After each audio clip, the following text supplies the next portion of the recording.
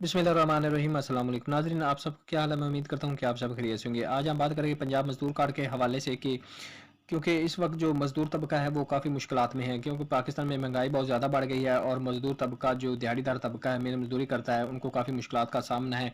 और जो रोज़मर्रा की अशिया है, खाने पीने की अशिया है, उनके भी रेट बहुत ज़्यादा बढ़ गए हैं, जिस तरह डॉलर और पेट्रोल वगैरह महंगा होने की सूरत में।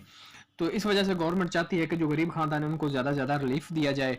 तो इसी मद में पंजाब हुकूमत ने तकरीबन सुबह के जो 12 लाख मजदूर हैं इनको जो पंजाब मजदूर कार्ड जारी करने का फैसला किया है। तो इसके जो फ़ायदा है उसमें यह है कि इसमें माली मामलत भी है, मतलब सेहत सहूलत प्रोग्राम है कामयाब, नया Pakistan, Akhuwat micro finance, Punjab social project, नया पाकिस्तान, तो ये सब इसमें आते हैं।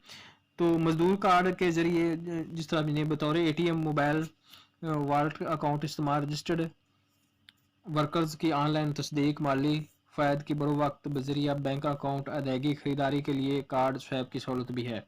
तो इसमें जो काफ़ी चीज़ों पर जो रायत भी है, बच्चों का जो तलीमी वज़ाइफ भी इसमें शामिल है, और जो बच्चों की शादी के अखराजात वो भी गवर्नमेंट देती है। और ये तकरीबन कुछ ज़िलों में तो अप्लाई किया गया था, लेकिन हुकूमत जब भी कोई हुकूमत आती है तो वो दूसरी हुकूमत जो गिराने में लगी रहती है। इस तरह जो सिस्टम है, जो भी प्रोजेक्ट हैं वो कामयाब नहीं होते, इसलिए जब भी कोई ऐलान करता है, हुकूमत ऐलान करती है, तो नई हुकूमत उसको बंद कर देती है।